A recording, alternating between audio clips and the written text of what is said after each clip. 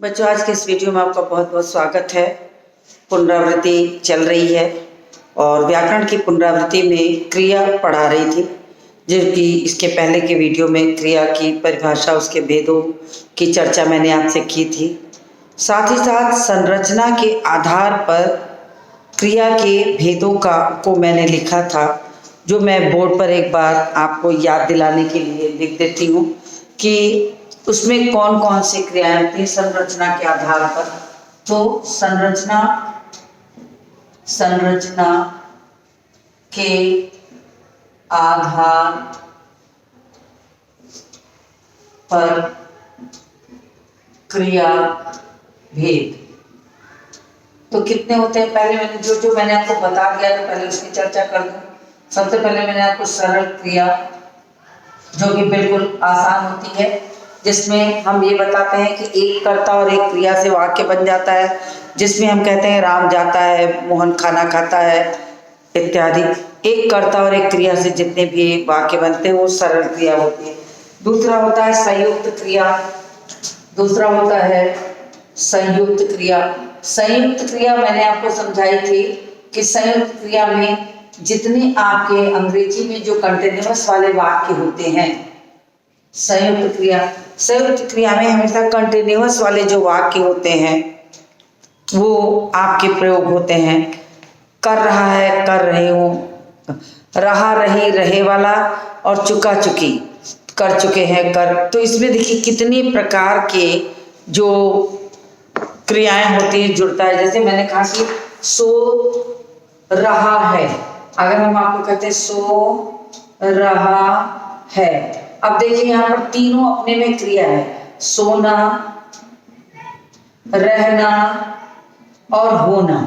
ये तीनों ही क्रियाएं हैं, लेकिन तीनों मुख्य क्रियाओं को मिलाकर एक संयुक्त क्रिया बनी है, जिसके आधार पर हम ये कह सकते हैं कि ये संयुक्त क्रिया है।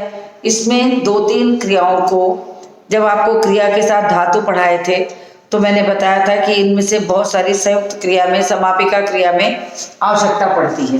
तो ये मैं आपको बता दे रही हूँ। संयुक्त क्रिया के बाद मैंने आपको प्रेरणार्थक क्रिया पढ़ाई थी, प्रेरणार्थक क्रिया पढ़ा दी थी, और प्रेरणार्थक क्रिया के बाद ही चल रहा था। तो तीसरा था प्रेरणार्थक क्रिया। प्रेरणार्थक क्रिया में मैंने आपको ये भी बताया था कि प्रेरणार्थक क्रिया का तात्पर्य क्या है। कहने का मतलब ये होता है कि प्रेरणार्थक क्रिया का मतलब होता है कि जो क्रिया हम खुद न करके किसी और के द्वारा कराते हों, उसे हम प्रेरणार्थक क्रिया कहते हैं। तो ये कहा गया। अब होता क्या कि अगर मैं ये कहूँ कि मैंने माली से पौधों को पानी डलवाया, तो देखिए इसमें जो मैंने उसमें बताया था प्रथम प्रेरणार्थक और द्वितीय प्रेरणार्थक, और उसके बनाने का जो तरीका है वो भी मैंने समझाया था कि कैसे वो जुड़ता है। प्रथम प्रेरणार्थक कैसे जुड़ता है और द्वितीय प्रेरणार्थक कैसे होता है। तो मैंने क्रिया लिखी मिलना, प्रथम प्रेरणार्थक में मिलाना, और जब द्वितीय प्रेरणार्थक में गया तो मिलवाना। इस क्रम को मैंने बोर्ड पर बनाकर सिखाया था कि किस तरह से क्रिया आगे चलती है, किस प्रकार से क्रिया का रूप आगे चलता है।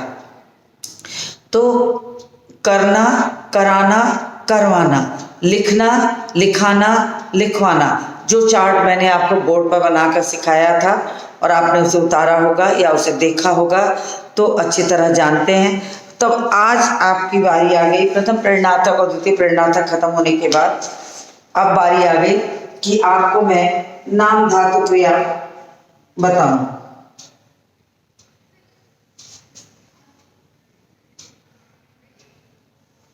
अब नाम धातु क्रिया क्या है। नाम धातु क्रिया होती है संज्ञा, सर्वनाम और विशेषण आदि शब्दों से जो क्रियाएं बनती हैं।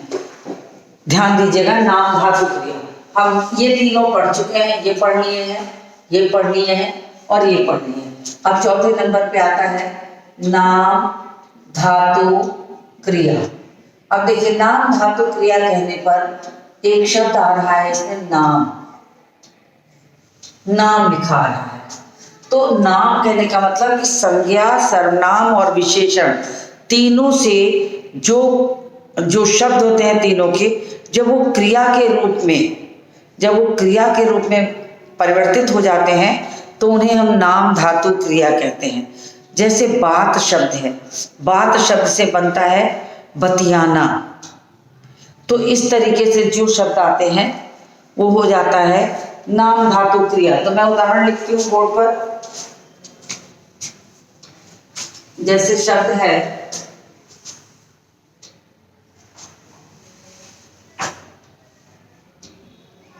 मोहन तो सठिया गया।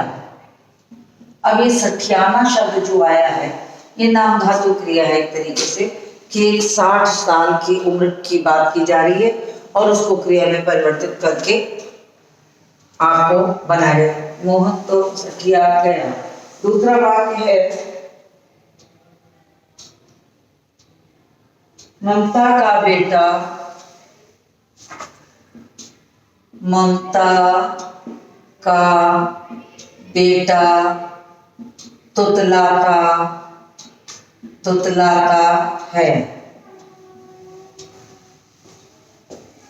मगर वह बहुत बतियाता है। तो देखिए ये सारी क्रियाएं जो हैं ये आपकी नाम धातु क्रिया हो गई। कि कैसे नाम धातु क्रिया बनती है। नाम धातु क्रिया कहने का तात्पर्य होता है कि संज्ञा, विशेष, सर्वनाम और विशेषण शब्दों से जो क्रिया का रूप परिणत होता है उसे हम कहते हैं नाम धातु क्रिया। अब मैं आपको संज्ञा, विशेषण और से बनने वाली क्रिया बताने चलूँगी। तो मैं इसको रब करूँगी कि तभी मैं लिखवा सकती हूँ, क्योंकि टाइम इसमें चाहिए जगह। तो मैं इसको मिटा करके अब आपको नाम धातु क्रिया की प्रक्रिया बताती हूँ। तो नाम धातु क्रिया में संज्ञा शब्द से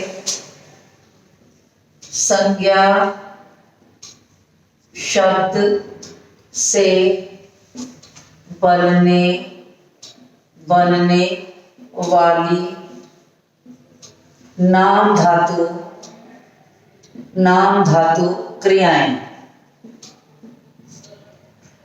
नाम धातु क्रियाएं। अब संज्ञा शब्द से नाम धातु क्रियाएं बनती हैं। तो पहले मैं शब्द लिखूंगी, संज्ञा शब्द लिख देती हूँ। आप भी मेरे साथ साथ लिखिए। संज्ञा शब्द लिख लीजिए, दूसरी तरफ यहाँ लिख दीजिए बनने वाली क्रिया, यानी नाम धातु या नाम धातु लिख देते हैं, उससे आप जल्दी समझ जाएंगे क्रिया की। संज्ञा से नाम धातु। अब मैं शब्द लिखूंगी फिर उसके बाद बनाती हूँ। तो पहला शब्द है तो वो है जूता, दूसरा है फिल्म, तीसरा है चक्कर, फिर है लाज,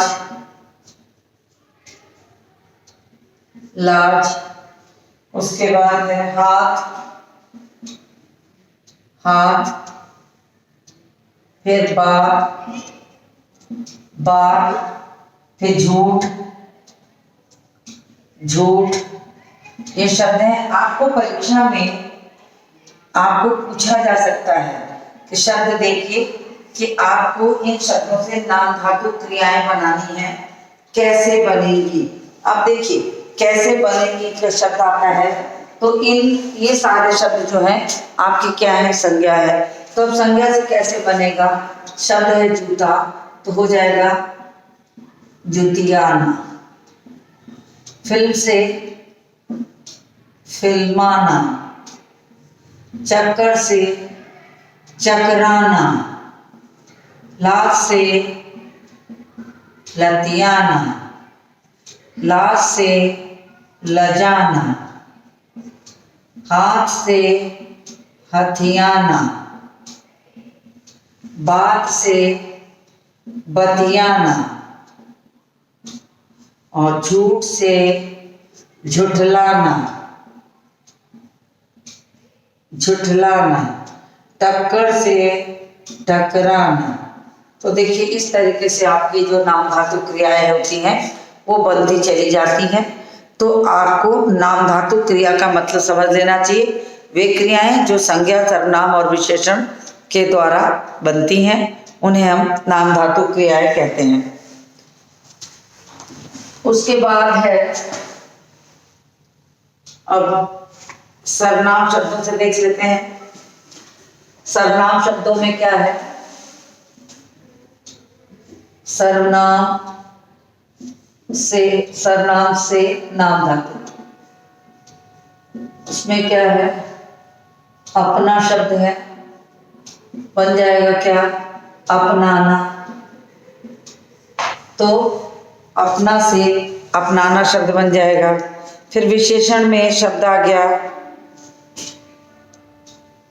जो है वो है विशेषण में दोहरा, तोतला और गर्म।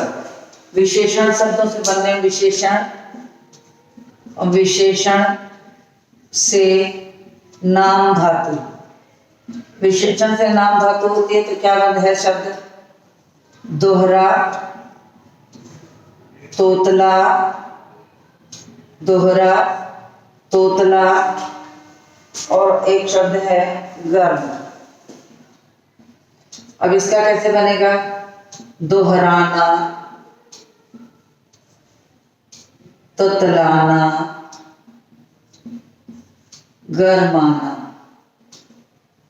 तो इस तरीके से आना प्रत्यय लग करके नाम धातु क्रियाएं बहुत आसानी से बनने लगती हैं। इसके बाद का है कि पूर्वकालिक क्रिया। अब पहले पूर्वकालिक क्रिया मैं आपको समझा दूं। पूर्वकालिक क्रिया प्रायः दो वाक्यों को जोड़ने के लिए प्रयोग की जाती है।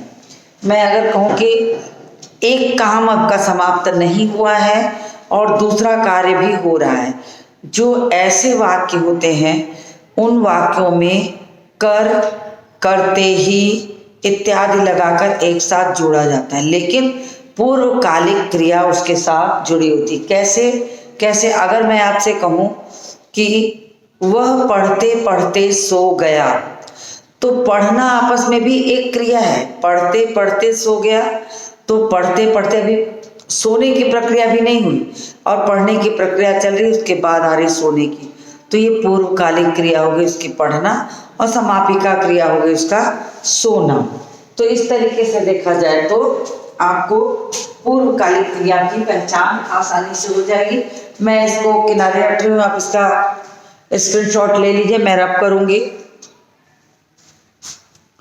तो मुझे उम्मीद है कि आपने इसका स्क्रीनशॉट ले लिया होगा। एक दो शब्द और हैं, देखिए, जो अनुकरणात्मक शब्द होते हैं, जैसे आवाज से संबंधित, जैसे अनुकरण से संबंधित। यदि मैं आपसे कहूँ भिन्न भिन्न, तो भिन्न भिन्न से शब्द बना गया है भिन्न भिन्न भिन्नाना।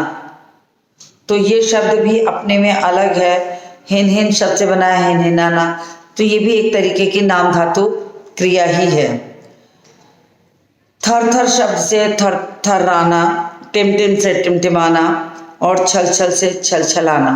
तो इस तरीके से बहुत सारे अनुकरणात्मक शब्द भी होते हैं जिनसे नाम धातु क्रियाएं बनती हैं। तो मैंने वो भी आपको मौखिक रूप में समझा दिया। इसके बाद मैं आपको इसको मिटा करके मैं आपको पूर्वकालिक क्रिया बताती हूँ। तो मैं इसको मिटा देती हूँ।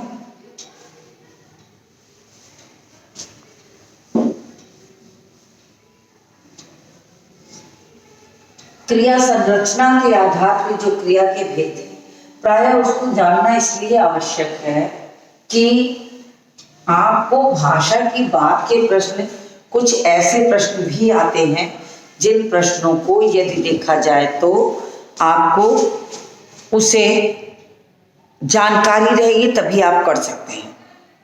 और पूर्वकालिक क्रिया यानी क्रिया के पूर्व की क्रिया। तो अर्थात मेरे कहने का मतलब क्या है कि पूर्वकालिक क्रिया क्या हो?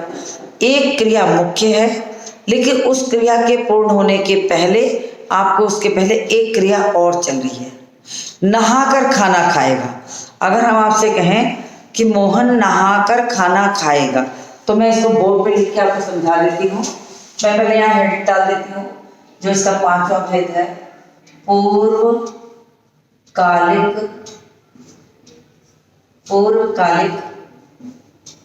क्रिया। अब देखिए यहाँ शब्द आ रहा है पूर्वकालिक। काल मतलब का शब्द पूर्व मतलब पहले होता है, यानी समय से पहले क्या आ रहा है, क्रिया। यानी एक वाक्य हम खत्म नहीं कर रहे हैं कि तब तक उसमें दूसरा वाक्य जो है वो भी जुड़ जा रहा है। तो अगर हम कहते हैं कि मोहन नहाकर खाना खाएगा, अब यहाँ देखिए वाक्य है मोहन नहाकर खाना खाएगा। तो अब इसमें मुख्य क्रिया क्या है, खाना खाने की। मुख्य क्रिया इसकी क्या है, खाना खाने की। लेकिन हम आपको क्या बता रहे हैं, एक और क्रिया उसमें जोड़ रहे हैं, नहाना और करना। और इस नहाना और करना को नहाना प्लस करना, ये दो क्रियाओं को जोड़कर बनाया गया है नहाकर। अब ये एक क्रिया बीच में संपन्न हो रही है और अंत में, वाक्य के अंत में समापिका क्रिया आ रही, खाएगा। यानी खाने की जो प्रक्रिया है वो समापिका क्रिया के रूप में आया है कि खाना खाएगा। लेकिन यहाँ पर उसके पहले ये भी कहा गया नहाकर। तो ये आपकी नहाकर जो शब्द है ये पूर्वकालिक क्रिया हो गई। इसी को हम कहते हैं पूर्वकालिक क्रिया। पूर्वकालिक क्रिया, तो ये हो गया आपका पूर्वकालिक क्रिया, यानी कि एक समापिका क्रिया के पहले भी एक क्रिया और उसके साथ जुड़ी हो, जिससे उस वाक्य का भाव स्पष्ट हो रहा हो। वास्तव में सरल वाक्य का मतलब होता है कि हम एक क्रिया खत्म, एक वाक्य में एक कर्ता और एक क्रिया हो। लेकिन बहुत सारे वाक्य होते हैं, लिखने का बहुत सारा तरीका होता है। बहुत बार हमें सरल वाक्य को संयुक्त और मिश्र में बदलना पड़ता है, या संयुक्त को मिश्र में से सरल में लाना पड़ता है। अब संयुक्त में और मिश्र में कई वाक्य हों तो उन्हें हमें सरल में लाना है। तो अंततः हम इसी प्रक्रिया को प्रयोग करेंगे और उसका फायदा क्या मिलेगा कि उसी के माध्यम से हम पहचानेंगे कि ये कैसे बन रहा है। तो ये यहाँ पर कहा गया है। तो नहाकर, तो इस तरीके से अगर वाक्य देखा जाए तो ये पूर्वकालिक क्रिया हो गई। मैंने परिभाषा इसलिए आपको नहीं लिखाई है कि आपको परिभाषा में ये प्रश्न नहीं पूछा जाएगा, इसलिए क्योंकि ये भाषा के अध्ययन में क्रिया आती है। अगर आप जानते हो कि आपको कौन सी क्रिया का प्रयोग करना है, क्रिया किसे कहते हैं, तो ये भी जानना आपके लिए आवश्यक है। अब देखिए मैं लिख दूं पूर्वकालिक क्रिया में कि मुख्य क्रिया के पहले इतना जानना जरूरी है, आप मैं इतना लिख देती हूँ। मुख्य क्रिया के पहले प्रयोग की जाने वाली, मुख्य क्रिया के पहले प्रयोग की जाने वाली, मुझे लग रहा है लास्ट तक आपको दिखेगा नहीं, तो मैं थोड़ा सा कैमरे को एडजस्ट कर देती हूँ ताकि आपको आसानी से दिखाई दे।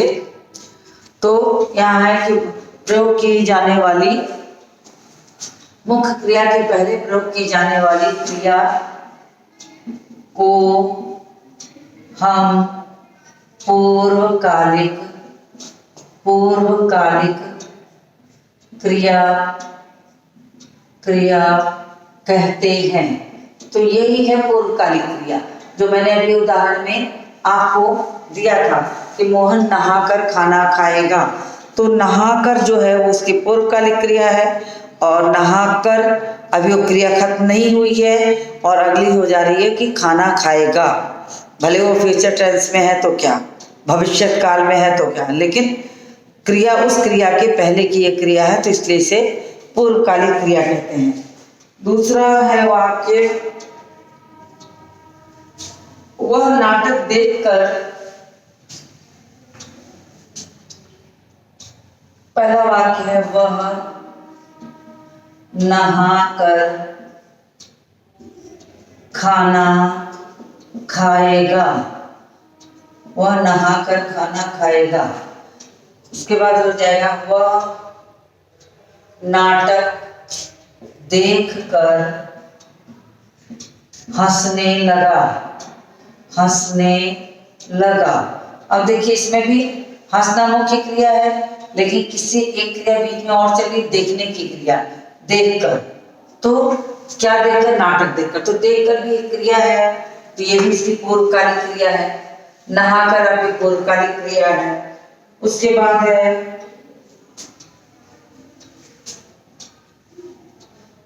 अब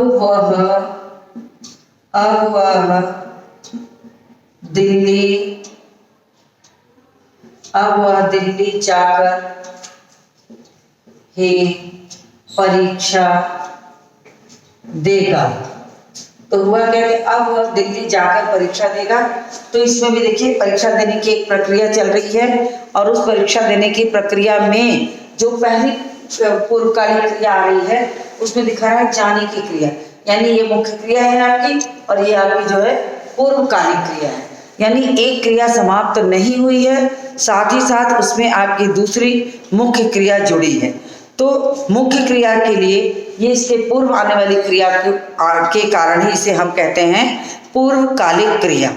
तो पूर्वकालिक क्रिया मैंने संरचना के आधार पर जो क्रिया का पांचवा भेद था पूर्वकालिक क्रिया, वो मैंने आपको समझा दिया।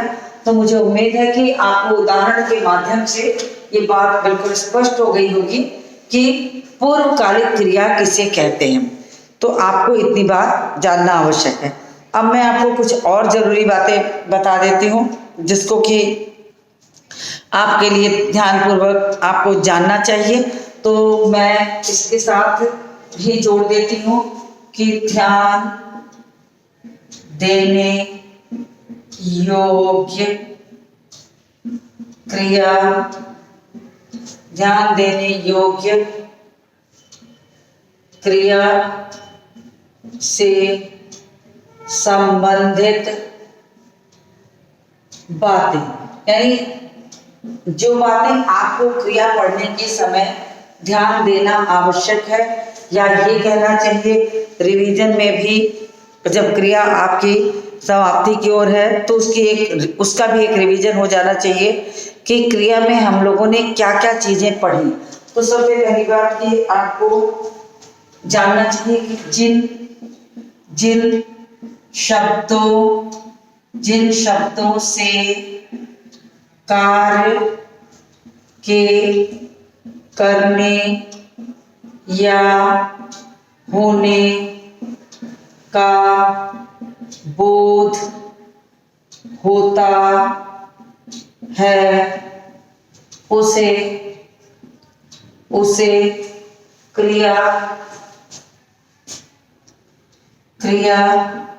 कहते हैं। ठीक है। अब होगा क्या? क्रिया के अब इसके बाद हमने क्रिया की परिभाषा, उदाहरण नहीं दे रहे हैं क्योंकि हम बिल्कुल संक्षेप में चीजों को पहले बताने की कोशिश कर रहे हैं कि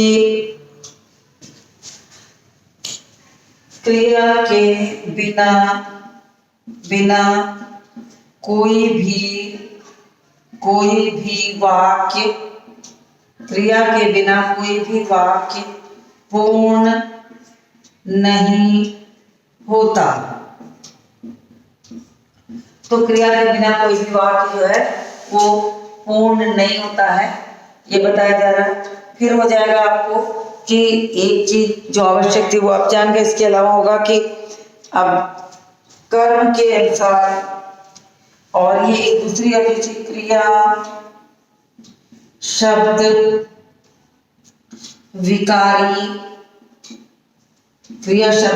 विकारी होता है। और विकारी शब्द किसे कहते हैं वो मैंने आपको इससे पहले ही समझा दिया था कि जिन शब्दों में लिंग, वचन और कारक के अनुसार परिवर्तन होता है उसे हम विकारी शब्द कहते हैं। तो ये कहा गया है, ये मैंने आपको पहले के जो वीडियो है उनमें बताया है, लेकिन फिर भी आपको दोहरा रही हूँ कि शब्द दो तरह के होते हैं, विकारी शब्द और अविकारी शब्द। तो संज्ञा, सर्वनाम, विशेषण क्रिया, ये हमारे विकारी शब्द हैं।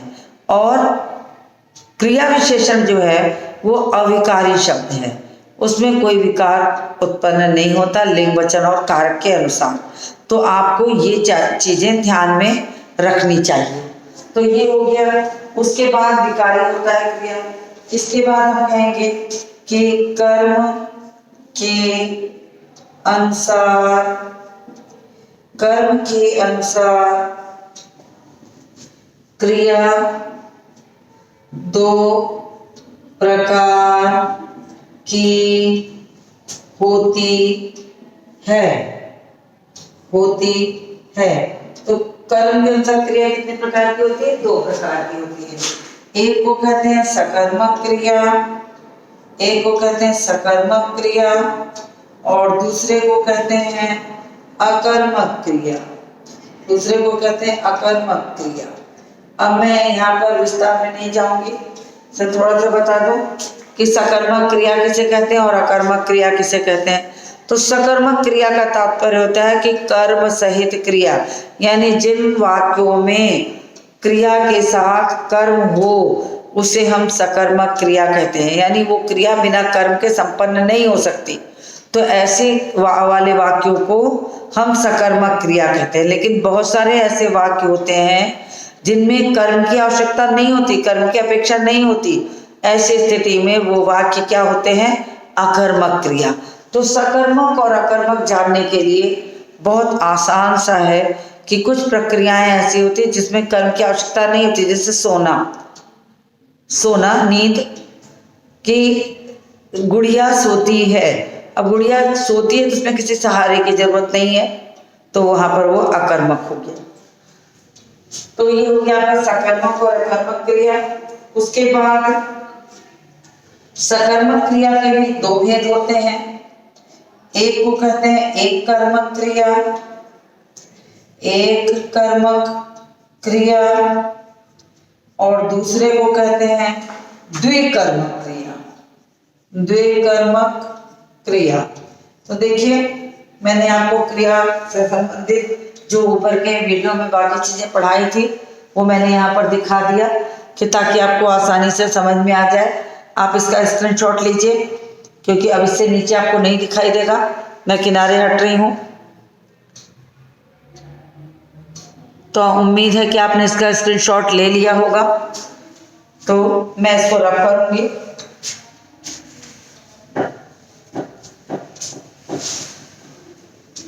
तो मैं इसको रब कर देती हूँ।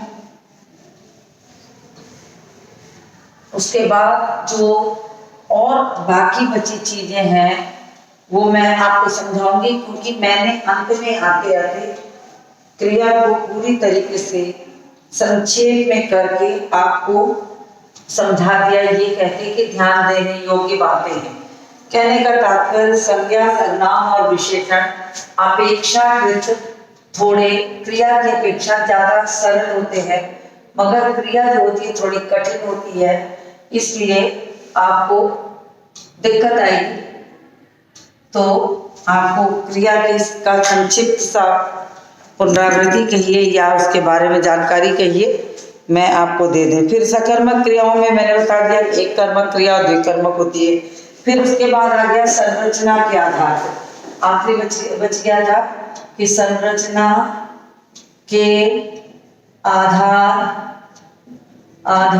पर क्रिया निम्नलिखित है। आप इसको भी भेद आपको देना पड़ेगा।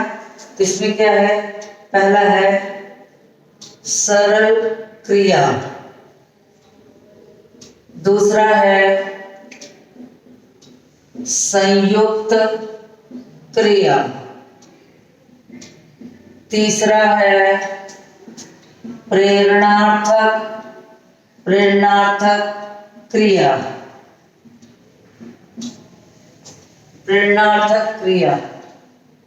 और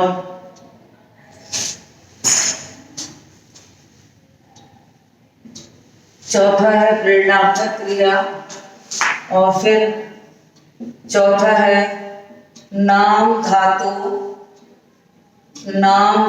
क्रिया। और पांचवा है पूर्व कालिक क्रिया।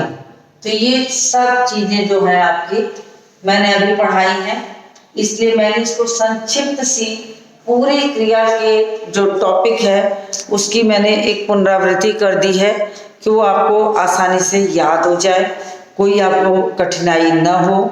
और आप इसका स्क्रीनशॉट ले लीजिए क्योंकि ये बिल्कुल संक्षिप्त रूप में मैंने पढ़ाया है और अभी पढ़ाया है तो आपको याद होगा।